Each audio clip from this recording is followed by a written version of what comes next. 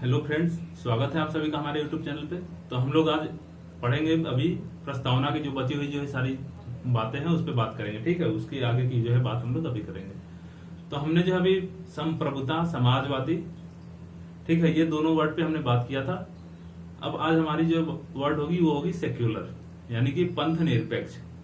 तो आपको इतना पता होगा कि पंथ निरपेक्ष जो है, पंथ निरपेक्ष ये जोड़ा गया था 42वें संविधान संशोधन अधिनियम, ठीक है, 42वें संविधान संशोधन अधिनियम 1976 के द्वारा। यानी ये हम ये कह सकते हैं कि ये मूल रूप से जो हमारे संविधान में उल्लेखित नहीं था। ठीक है, अब आपको ये समझना होगा कि पंथ निरपेक्ष होता क्या है। तो हम नॉर्मल एक जो है आपको बात बताऊं कि पंथ निरपेक्ष समझने के लिए पहले आपको यह समझना होगा कि पंथ क्या होता है। एक चीज हमेशा ध्यान रखिएगा कि संविधान में कहीं भी धर्म निरपेक्ष शब्द नहीं जोड़ा गया है, पंथ निरपेक्ष जोड़ा गया है। ठीक है, अगर ऑप्शन में धर्म निरपेक्ष और दूसरा ऑप्शन पंथ निरपेक्ष हो तो पंथ निरपेक्ष ही एकदम सही आंसर माना जाएगा। हाँ, अगर पंथ निरपेक्ष नहीं दिया है ऑप्शन में और जो है सभी ऑप्शन में धर्म निरपेक्ष दिए हैं तब आप उसके साथ जा सकते हैं, लेकिन अगर कहीं पंथ निरपेक्ष है तो उसी को टिक करना है, इतना ध्यान रखें। तो पहले आपको समझना होगा कि पंथ क्या होता है। तो चलिए हम एक फिगर के थ्रू आपको समझाते हैं। जैसे मान लीजिए कि ये हो गया आपका कोई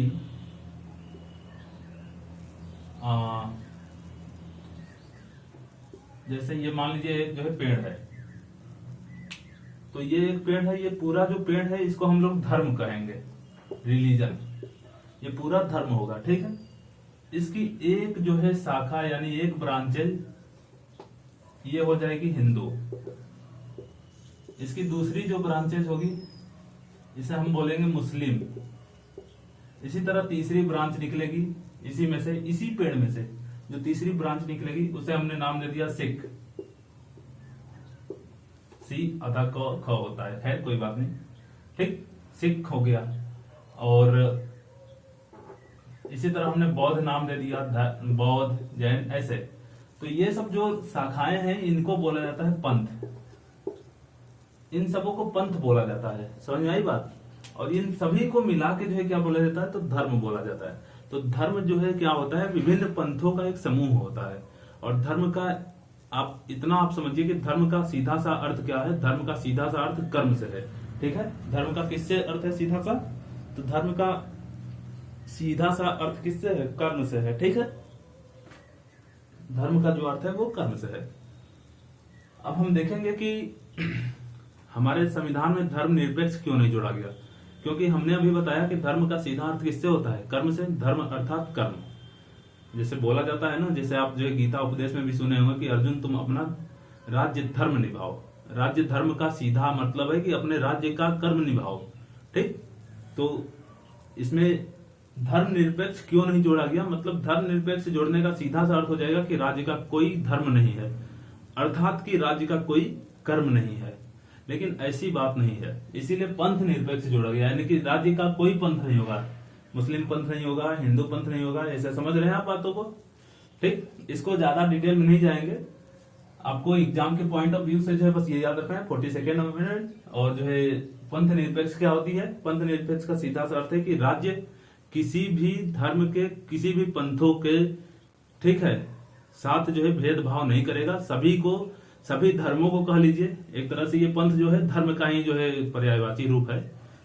तो सभी धर्मों को सर्वधर्म समभाव की दृष्टि से देखेगा और सभी के प्रति तटस्थ रहेगा, यानी कि उसका झुकाव किसी एक धर्म के प्रति नहीं रहेगा। यही जो है पंथ निरपेक्ष है। ठीक है, तो अब हम जो है बात करें इस पंथ निरपेक्ष के आधार, अगर हम जो है धर्म के आधार पे पहले आपको बात करें कि जो है कितने राज्य बन सकते हैं, तो धर्म के आधार पे कुल 3 राज्य की उत्पत्ति की जा सकती है, जो कि अभी जो है वास्तव में होते भी हैं। आपको धर्म के आधार पे राज्यों की उत्पत्ति को देखने को मिलेगी 3 प्रकार के। हम यहां धर्म के आधार पे लिख देते हैं। कितने प्रकार के? 3 प्रकार के। पहली जो प्रकार की जो है राज्य होगी उस राज्य को बोला जाएगा नास्तिक राज्य, एथिस्ट, यानी नास्तिक राज्य। ठीक है, नास्तिक राज्य का सीधा सा अर्थ क्या हो गया? जो सभी धर्मों का विरोध करे, जो सभी धर्मों का विरोध करे। ठीक है, तो यहाँ पे कौन सा ऐसा जो है कंट्री है? चाइना हो गया, ठीक, उसके बाद से नॉर्थ कोरिया, ये सब कुछ ऐसे कंट्री हैं। वियतनाम हो जाएगा, ठीक है, चाइना हो गया, नॉर्थ कोरिया हो गया, वियतनाम हो गया, क्यूबा हो गया। इस तरह से कुछ ऐसे कंट्री हैं जो कि नास्तिक राज्य को फॉलो करते हैं, यानी इनका कोई धर्म, ये जो है कोई धर्म नहीं है, मतलब सीधा सा कि ये सभी धर्मों का विरोध कर देते हैं। दूसरी जो हमारी जो धर्म के आधार पर राज्य आती है उसको बोला जाता है सैद्धांतिक राज्य। सैद्धांतिक राज्य, सैद्धांतिक राज्य का सीधा सा अर्थ क्या है कि वैसे राज्य, वैसे देश जो कि किसी एक धर्म को अपना जो है ऑफिशियल रिलीजन घोषित कर दें, ठीक है, अपना जो है आधिकारिक धर्म घोषित कर दें। तो ऐसे कौन से जो है आपको पता है कि पाक मुस्लिम कंट्री है, ठीक है, और वो अपना जो है रिलीजन भी घोषित किया हुआ है। इसी तरह बांग्लादेश, इसी तरह श्रीलंका, ठीक है, ये सब क्या है? ये जो है सैद्धांतिक जो है राज्य की दृष्टि में आते हैं। और तीसरा जो है वो है पंथ निरपेक्ष देश, पंथ निरपेक्ष। तो पंथ निरपेक्ष जो है देश में कौन कौन आ जाएगा? जैसे भारत और यूएसए, ये सब जो है किसमें आ जाएंगे? कनाडा हो गया, यूएसए हो गया, भारत हो गया, ये सब किसमें आ जाएंगे? पंथ निरपेक्ष में आएंगे। इसका मतलब सीधा समझे कि जो सभी धर्मों के साथ सर्वधर्म समभाव की भावना रखे। और इस चीज को हम जो है बोल सकते हैं कि ये पंथ निरपेक्षता हमारे भारतीय संविधान में जो दिया गया है वो एक तरह से वसुधैव कुटुंबकम को दिखाता है, यानी कि पूरी धरती ही जो है क्या है? पूरी धरती के जो है, पूरी धरती ही हमारी परिवार है। ये इस भावना को जो है झलकित करता है, ठीक है, इंडिकेट करता है। इस चीज को आप समझ रहे होंगे। आज गर्मी बहुत है, इसीलिए पसीना पोंछने के लिए इधर आना पड़ रहा है, ठीक। तो ये है पंथ निरपेक्ष। पंथ निरपेक्ष के बारे में अब बात करें कि भारत में कौन सी आर्टिकल जो है इसके लिए जो है यूज की गई। तो आर्टिकल यूज है 25 से लेकर 28 तक। आर्टिकल 25 से लेकर जो 28 तक है वो एक तरह से कहीं ना कहीं धर्म निरपेक्ष राज्यों को ही जो है बढ़ावा देते हैं। इसीलिए यह बस यही एक मात्र कारण था कि ये जो शब्द है पंथ निरपेक्ष जो शब्द है इसको हमारे प्रस्तावना में नहीं लिखा गया था, क्योंकि संविधान सभा में सीधा सीधा बोला गया था कि ये जो है पंथ निरपेक्ष जो है ये पूरी तरह जो है क्या करती है, कामना करती है इस अनुच्छेद में फुलफिल हो जाती है। इसीलिए जो है आपका वो भी जो है सोशलिस्ट नहीं डाला गया था, क्योंकि सोशलिस्ट जो है वो डीपीएसपी में जो है फुलफिल हो जाती है, ठीक। तो उन लोगों ने जो है जो कॉन्स्टिट्यूशन मेकर थे उन्होंने जो है स्टार्टिंग में जो है उसको प्रस्तावना में नहीं रखा था, लेकिन ये बाद में जो है इंदिरा गांधी ने रखवाया है 42वें संविधान संशोधन 1976 में, आपको पता भी होगा, ठीक है। तो हम लास्ट बार बताते हैं पंथ निरपेक्ष क्या है। तो पंथ निरपेक्ष मतलब राज्य किसी भी धर्म के साथ कोई भेदभाव नहीं करेगा, ठीक है। इसका सीधा अर्थ यह है, जैसे आप जो है देवी माता की जुलूस निकालते हैं, ठीक है, या फिर मुहर्रम जो है मुस्लिम लोग जो है निकालते हैं, उसका जुलूस निकालते हैं, तो उनके साथ जो वर्दी में चलता है वो स्टेट ही चलता है। अगर स्टेट रिलीजन को ही ना माने तो इसका मतलब कि आप लड़ो मरो कटो, उससे कोई मतलब ही नहीं है। तब तो ऐसे में अराजकता हो जाएगी, तब तो गवर्नमेंट या फिर लोकतंत्र का कोई मतलब ही नहीं रहेगा। समझ रहे हैं इस बातों को? तो ये है, यानी पंथ निरपेक्ष को अगर हम जो है नॉर्मल अगर ऐसे बोले, अ स्टेट दैट सपोर्ट और participate in a neutral manner in the affairs of all religions group, ठीक है। तो ये जो है आपका जो है पंथ निरपेक्षता हो जाएगा। तो हम इसको अब इरेज करते हैं, ठीक है। तो हम लोग इसके आगे बात करते हैं, ठीक है। तो अगली जो हमारी वर्ड आएगी, भाई भारत को हमें कैसा बनाना है? संप्रभुता संपन्न, समाजवादी, पंथ निरपेक्ष, लोकतांत्रिक गणराज्य बनाना है। तो पंथ निरपेक्ष तक तो हमने देख लिया। अब अगला वर्ड है हमारा लोकतांत्रिक, यानी लोकतंत्र हम बोल सकते हैं। इसको बोला जाता है डेमोक्रेसी, ठीक है।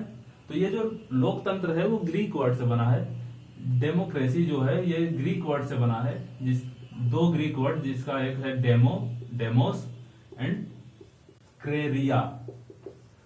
डेमोस एंड क्रेरिया दो वर्ड से बना है। अच्छा, इस डेमोस का मतलब क्या होता है? डेमोस का सीधा सा अर्थ है लोग, और क्रेरिया का अर्थ है शासन। तो लोग और ये शासन, तो इस वर्ड से सीधे आप समझ जाएंगे कि मतलब लोगों का शासन। तो इस लोकतंत्र को क्या बोला जाता है? लोकतंत्र को प्रजातंत्र भी बोला जाता है, इसलिए क्योंकि इस लोकतंत्र का सीधा सा अर्थ है कि जो है आम जनता के द्वारा जो है शासन संचालित किया जाएगा। अब ये भी दो टाइप के हो सकते हैं, एक डायरेक्ट, आम जनता जो है हमारी जो है कंट्री की जो पीपल है वो डायरेक्ट अपनी शासन करे, ठीक है, और दूसरी इनडायरेक्ट, जैसे कि इंडिया में है, और डायरेक्ट कहाँ है? स्विट्जरलैंड में है। तो लोकतंत्र का मतलब यह है, लोकतंत्र से एक जो है कहा जा सकता है, डिफिनीशन पूछी जाती है जो बहुत ही फेमस है। अब्राहम लिंकन ने बोला था लोकतंत्र क्या है, तो उसके बारे में अब्राहम लिंकन ने बोला था, by the people, of the people, for the people, यानी कि जनता का, जनता के द्वारा, जनता का और जनता के लिए शासन ही क्या है? लोकतंत्र है। समझ में आई बात? तो लोकतंत्र का सीधा अर्थ लोगों के द्वारा शासन, ठीक। ये बहुत सुंदर उदाहरण है हमारे भारत के लोगों के लिए कि ये हमारे जो है पास ही पूरी शक्ति है। एक तरह से जो है संविधान की जो है, हमने आपको पहले भी पढ़ा चुका है कि वी द पीपल का मतलब जो है पूरे शक्ति किसके पास है? भारत के लोगों के पास है। और वही चीज ये दर्शाता है, लोकतंत्र भी वही दर्शाता है कि लोगों के पास ही पूरी शक्ति है, ठीक है। तो ये चीज जो है आपको ध्यान रखनी है। अब इसके बारे में अगर हम बात करें तो इस हमने इसको क्या बताया कि दो टाइप के जो है ये लोकतंत्र होते हैं। डेमोक्रेसी जो होता है वो दो टाइप का होता है। पहला डायरेक्ट यानी कि प्रत्यक्ष बोल देते हैं, और दूसरा अप्रत्यक्ष बोल सकते हैं, अप्रत्यक्ष लोकतंत्र। प्रत्यक्ष लोकतंत्र का सुंदर सा उदाहरण आपको मिलेगा स्विट्जरलैंड। और इसमें तो बहुत सारे कंट्री जैसे अमेरिका, इंडिया सब मिल जाएंगे, ठीक है लगभग। इसका एक एकदम सुंदर उदाहरण यही है, और बहुत ही दुर्लभ, बहुत ही जो है ऐसे जो उदाहरण देखने को मिलता नहीं है डायरेक्ट, या तो फिर आपको लोकल अथॉरिटी में जाना पड़ेगा, म्यूनसिपालिटी, नगर पंचायत, इन सबों में, या फिर नगर पालिका में, या फिर ग्राम पंचायत में, तब जो है ये देखने को मिलेगा, ठीक है। तो हमने जो है क्या बताया, दो टाइप के होते हैं, डायरेक्ट और इनडायरेक्ट। इस डायरेक्ट में जैसे स्विट्जरलैंड में होता क्या है कि एक साल के लिए वहां जो है राष्ट्रपति चुने जाते हैं, और वो भी जब चाहे जनता उनको हटा सकती है। जनमत संग्रह, हर अगर कोई भी बिल आएगा इस तरह के जो है शासन में, डायरेक्ट वाले शासन में क्या होता है, कोई भी बिल अगर आता है तो उस पर जनता की राय जानी जाती है कि जनता क्या करती है, इसके पक्ष में है या नहीं है, ठीक है। तो इस तरह से आप जो है समझे इस बातों को। अप्रत्यक्ष में तो आप जान रहे हैं, अप्रत्यक्ष शासन में क्या होता है, जनता जो होती है उस देश की, वो एक जो है अपना जो है सिस्टमैटिक ढंग से क्या करती है, किसी अपने एक प्रतिनिधि को जो है रिप्रेजेंटेटिव को जो है क्या करती है, जो है चूज करती है। चूज करने के बाद वो जो है चूज कैसे करेगी, ऐसे नॉर्मली नहीं, इलेक्शन के थ्रू, बाई इलेक्शन जो है वो पूरा जो है क्या करेगी, अपने जो है किसी कैंडिडेट को चूज करेगी, ठीक है, इलेक्ट करेगी। अब वो जो है कैंडिडेट उसके बिहाफ पे जो है शासन करेगा, ठीक। तो ये जो है इनडायरेक्ट जो हो गया, जिसमें हमारा भारत का भी जो है प्रधानमंत्री वगैरह जो चुने जाते हैं, राष्ट्रपति, वो सब इसी में आ जाते हैं, ठीक है।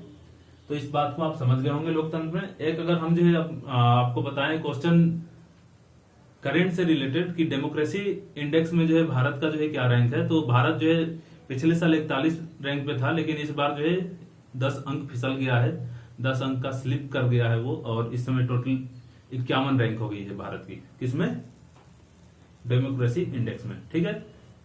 अब आपको ये लोकतंत्र की एक बात मैं बताता हूं। जब लोकतंत्र के बारे में जो है बात की जा रही थी, तो जो हमारे जो है भीमराव अम्बेडकर जो संविधान निर्माता थे, उन्होंने बोला था कि हमारा जो भारतीय संविधान का लोकतंत्र है वो केवल राजनैतिक लोकतंत्र तक ही सीमित नहीं है।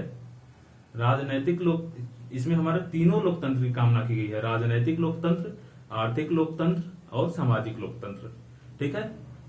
तीनों प्रकार के लोकतंत्र की कामना की गई। इन्होंने बोला जो है भीमराव अम्बेडकर ने 25 नवंबर 1949 को कि अगर राजनैतिक लोकतंत्र तब तक सफल नहीं होगी, तब तक फलीभूत नहीं होगी, जब तक से कि जो है वो सामाजिक और आर्थिक जो लोकतंत्र है उसको प्राप्त न कर ले, तब तक से जो है राजनीतिक लोकतंत्र जो है करने का मतलब जो है प्राप्त करने का कोई मतलब नहीं है। सामाजिक लोकतंत्र का सीधा सा अर्थ है समानता से, बंधुत्व से, ठीक है। और आर्थिक लोकतंत्र का सीधा सा अर्थ क्या है कि जो है आर्थिक रूप से किसी के साथ जो है कोई भेदभाव ना हो, सबको जो है समान जो है जॉब वगैरह करने का अधिकार हो, ये सब सारी चीजें, ठीक। तो जो है आप इस चीज को ध्यान रखेंगे। आज वाकई में गर्मी बहुत है। तो डेमोक्रेसी यही था, ठीक है। अब इसके बाद जो है क्या वर्ड है, गणतंत्र यानी कि रिपब्लिक। गणतंत्र यानी कि रिपब्लिक, रिपब्लिक, ठीक है। तो आपको पता है कि जो है गणतंत्र जो हमने ये कॉन्सेप्ट उठाया है, कहां से उठाया है, फ्रांस से, ठीक है, फ्रांस के संविधान से। हालांकि ये बिल्कुल गलत पढ़ाया जाता है, लेकिन अब चूंकि पढ़ाया जाता है इसलिए हमें बोलना पड़ेगा। फ्रांस के संविधान से हमने जो है गणतंत्र लिया है। गणतंत्र का अर्थ क्या होता है कि जहां का जो सर्वोच्च पद है, जहां का जो सर्वोच्च पद है किसी भी देश का, जो सर्वोच्च पद है, सबसे जो है हाईएस्ट जो पोस्ट है, वो जो है नॉमिनेटेड न हो, मनोनीत न हो, बल्कि जनता द्वारा या फिर अप्रत्यक्ष रूप से वो निर्वाचित हो। तो इसका सीधा सा अर्थ ये समझिए कि ये जो राजशाही है उसको खत्म करने के लिए हमारे यहाँ गणतंत्र अपनाया गया। गणतंत्र का सीधा सा अर्थ हमने क्या बोला कि जो हाईएस्ट पोस्ट है, जो सर्वोच्च पद है, वो मनोनीत न होकर चयनित हो या निर्वाचित हो, ठीक है, ठीक। तो ये चीजें हैं, आप इस चीज को समझ सकते हैं। गणतंत्र से, गणतंत्र लिया कहां से गया है, फ्रांस के संविधान से। हम आपको बता दें कि पूरे वर्ल्ड में अगर गणतंत्र पूछ दिया जाए कि सबसे प्राचीन गणतंत्र कौन है, तो आप बताएंगे वज्जी संघ या वज्जी गणतंत्र। ये वज्जी गणतंत्र कहां पड़ता है, तो ये वज्जी लिच्छवी जो है एक जनपद पड़ती थी, महाजनपद, लिच्छवी महाजनपद भारत में, महाजनपद। ये लिच्छवी महाजनपद जो पड़ती थी, ये बिहार के वैशाली यानी कि वर्तमान के मुजफ्फरपुर में जो है पड़ता है, ठीक है। बिहार के मुजफ्फरपुर यानी बिहार सीधे समझ सकते हैं। तो बिहार में ये जो है लिच्छवी एक जगह पड़ती थी, और इसी वैशाली में ही जो है वज्जी संघ हुआ करता था। वैशाली वही जगह है जहां पे भगवान महावीर ने जो है जन्म लिया था, ठीक है। तो सबसे प्राचीन जो पूरे विश्व की गणतंत्र थी वो यहीं पे थी। सबसे पहले यहीं पे जो है गणतंत्र बनाया गया था, जहां पे सर्वोच्च जो पोस्ट होता था राजा का, वो जो है आम सहमति से लोगों के द्वारा जो है चयन किया जाता था, ठीक है। दुर्भाग्य की बात है कि हम लोग जो है पढ़ते हैं कि फ्रांस के संविधान से लिया गया है। अगर कभी आपसे पूछ दिया जाए कि सबसे प्राचीन गणतंत्र वाला देश कौन है, देश ध्यान रखिएगा, महाजनपद नहीं, देश पूछ दे तो आप एथेंस लगाएंगे, ठीक है। ग्रीस की राजधानी थी, यानी ग्रीस भी कह सकते हैं या फिर एथेंस, यूरोप का एक देश है। तो सबसे प्राचीन है ये, क्या है ये, प्राचीन गणतंत्र।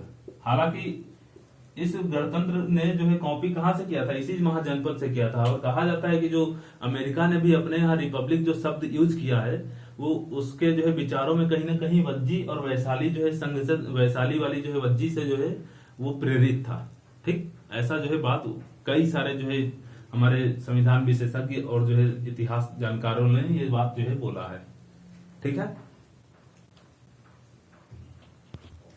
तो हम बताएं आपको कि गणतंत्र कितने प्रकार के होते हैं। तो गणतंत्र जो है 2 प्रकार के होते हैं, ये भी लोकतंत्र की तरह। पहला एक राजशाही, जिसमें जो है क्या होता है, राजा जो है क्या होता है, राज्य प्रमुख होता है, राजा या रानी जो है राज्य प्रमुख होता है, और वो जो है वंशवाद चलता है, राजा का बड़ा पुत्र, उसके बाद उसका बड़ा पुत्र, ठीक है। और दूसरा जो है वास्तव में जिसको जो है बोला जाता है गणतंत्र, ठीक है। यानी हम गणतंत्र नहीं बोलेंगे, हम बोलेंगे जो है शासन का जो स्वरूप होता है वो 2 टाइप का होता है, राजशाही, सर्वोच्च शासन का स्वरूप, राजशाही और गणतंत्र। तो यहाँ जो है हमारा दूसरा जो गणतंत्र होगा वो हमने ये आपको बात बताया, गणतंत्र में जो है ये पूरा बात बताया। और राजशाही तो जो है आपको पता ही है, राजशाही का अच्छा उदाहरण जो है कहाँ है, ऑस्ट्रेलिया में हो गया, या फिर जो है यूरोप के जो है ब्रिटेन में हो गया। तो ये सब राजशाही के हैं।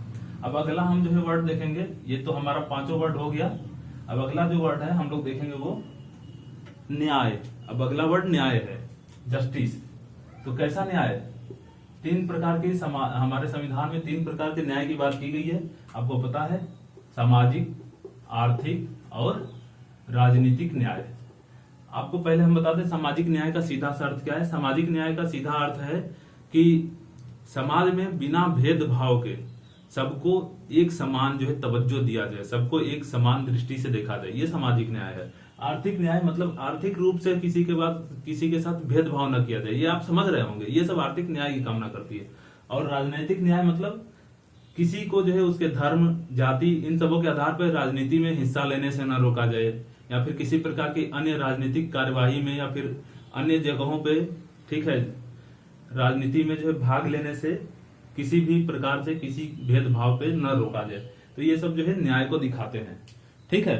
अब इससे संबंधित जो है अनुच्छेद हमारे पास कौन कौन है वो देख लेते हैं, ठीक। सामाजिक न्याय से हमारे पास संबंधित जो अनुच्छेद है, जैसे आप जानते हैं अनुच्छेद 15 खुद बोलता है कि धर्म वगैरह के आधार पर भेदभाव नहीं किया जा सकता। 17 हो गया, ठीक है, 17 हो गया, 29 हो गया, उसके बाद से आप कह सकते हैं 46 हो गया, ठीक है, 29, 38, 46, ये सब जो है क्या दिखाते हैं। अच्छा, 38 एकमात्र ऐसा आर्टिकल है जिसमें जो है इन तीनों न्याय का जिक्र किया गया है, ध्यान दीजिएगा। आप पढ़ेंगे तो 38 में सामाजिक, आर्थिक और राजनीतिक तीनों न्याय वर्ड यूज मिलेंगे दोबारा से प्रस्तावना के बाद, ठीक है। आर्थिक न्याय के लिए जो है कौन सा आर्टिकल यूज किया गया, जैसे जो है आर्टिकल 19, ठीक है, सब क्लॉज ए, ठीक है, क्लॉज ए, एक का सब क्लॉज ए, जी, ए नहीं जी, 19 के 1 का जी जो है यूज किया गया है। उसके बाद से आर्थिक में और आप देख लेंगे 39 वाला जो है आ जाएगा, अनुच्छेद 39, ये आर्थिक में आ जाएंगे। 301 भी जो है आप कह सकते हैं राइट टू प्रॉपर्टी।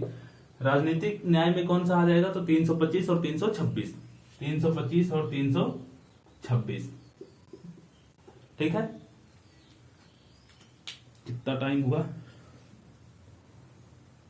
तो अभी बस 2-4 मिनट का, 10 मिनट का और समय है। हम एक चीज आपको बता दें, 326 जो है बोलता है कि जो है सबको, जो वयस्क हो गए हैं उनको सार्वजनिक मतलब जो है यूनिवर्सल वोटिंग का जो है वो अधिकार देता है, ठीक है। तो सबको जो है अधिकार देता है। तो हम आपको बताएं कि पहले 21 वर्ष वाले लोग वोट करते थे, लेकिन बाद में इसको, इस एज को 61 में कॉन्स्टिट्यूशन अमेंडमेंट एक्ट, 61वें संविधान संशोधन अधिनियम 1989, 88 जो है बोला जाता, कई जगह 88 है, कई जगह 89 है।